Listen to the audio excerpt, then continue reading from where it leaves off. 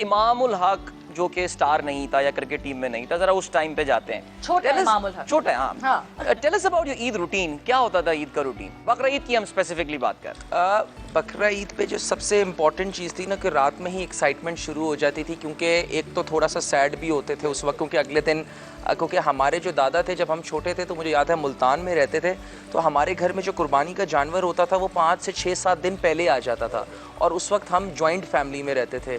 तो हमारे कोई कज़न्स, मेरे ख्याल से 15 से 20 कज़न एक ही घर में रहते थे, और हम सब के जो टोटल मिला के 15 से 20 जानवर होते थे, और हम उनको, मुझे याद है अभी तक अच्छे से कि हमारा एक गार्डन होता था बहुत बड़ा, तो हम सब उधर जो है वो अपने अपने जानवर एक तय कर लिया कि भाई ये मेरा है, ये आपका है, उसके साथ ही लगे रहेंगे 5 से 6। परेड भी होती थी जानवर? बिल्कुल, सब मोहल्ले में सब जो है सब लेके जा रहे हैं, शाम असर के बाद टाइम होता था, सब ने अपने अपने जानवर को लेके जाना है। तो वो ईद ऑब्वियसली वो बहुत ही स्पेशल होती थी, और अब वैसे नहीं हो सकता, लेकिन ये वाली चीज़ों की एक्साइटमेंट थी। फिर अगले दिन सैड भी, रोते भी थे कि भाई जानवर जो है वो ज़िबाने भी होना है, कुर्बानी होती थी।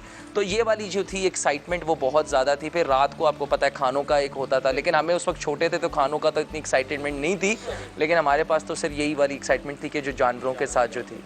तो वैसे बकरा या गाय, क्या आपका क्या प्रेफरेंस होती थी ज़्यादा? छोटे होते तो मुझे बकरे थे, क्योंकि मुझे थोड़ा डर लगता था उस वक्त, और जो है मैं उस वक्त बकरों का शौकीन था, क्योंकि वो छोटे होते हैं और वो जल्दी मान भी जाते थे, ऐसा मैं समझता हूँ। ठीक है, अब जो है अब पिछले को क्या बड़े हो गए हैं, तो अब जो है मुझे शौक है ऊँट का, तो मैं ऊँट की कुर्बानी कर रहा हूँ। पिछले साल 1.5 साल से मेरी कोशिश है कि मैंने वो करनी है। इस साल भी मैंने अब्बू को बोला है कि ऊँट की कुर्बानी करनी, क्योंकि मुझे एक है कि एक मुझे 2 चीज़ें कि एक हिरन का गोश्त मैंने सुना है बहुत ही मज़ेदार होता है, और एक ऊँट का गोश्त, तो मैंने ऊँट का गोश्त खाया नहीं कभी, तो मुझे वो ज़रूर इसलिए ट्राई करना। वो डिफरेंट टेस्ट करता है, डिफरेंट थोड़ा सा सॉल्टी होता है, हाँ जी, थोड़ा सा उसका बड़ा होता है। क्योंकि बेसिकली सॉरी आपको बात कर, मुझे ना पेशावरी खाना बहुत पसंद है। ठीक है, तो पेशावर में खाने में जो दमपोख और शिनवारी की कढ़ी, ये भी थोड़ी सी सॉल्टी टाइप होती है, तो इस वजह से मैंने ट्राई कर लिया। यानी भरपूर ना खाने के शौकीन है। बट इमाम, जब आपने कजन्स की बात की तो मुझे एकदम से वो एक ख्याल आया, एक चांद रात पे एक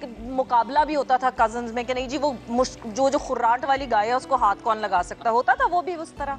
मैं आपको कहना कि मैं तो बहुत डरपोक था शुरू में, अभी भी डरपोक हूँ सच बताऊँ तो, लेकिन ये है कि अब वो टाइम नहीं मिलता उनके पास जाने का, लेकिन उस वक्त तो मैं मतलब गाय का तो सोच भी नहीं सकता था ना कि मैं करीब जा सकता हूँ। बकरे के साथ ये था कि जो है, और वो भी तब तक अगर वो चुप है, अगर जरा सा वो थोड़ा सा हो तो बस मैं अल्लाह हाफिज करके इजी होके बैठ जाता था। तो ये वाला डर जो है ये सिर्फ जानवरों की हद तक है, या इमामुल हक वैसे ही कोई डरपोक वाकई हुए हैं? मैं बहुत डरपोक था, मैं बहुत ज्यादा डरपोक था। मतलब I am scared of dark, बहुत ज्यादा। मैं अकेले कमरे में नहीं बैठ सकता था, ठीक है, मैं अकेला सो नहीं सकता था, मेरा ये बहुत प्रॉब्लम था। लेकिन डिफरेंट ना अब तो बिल्कुल, क्योंकि क्रिकेट ने काफी कुछ सिखा दिया, अब तो रहते ही अलग है। अब ये है कि अब किसी के साथ नहीं रह सकते। अब बिल्कुल चेंज हो गया।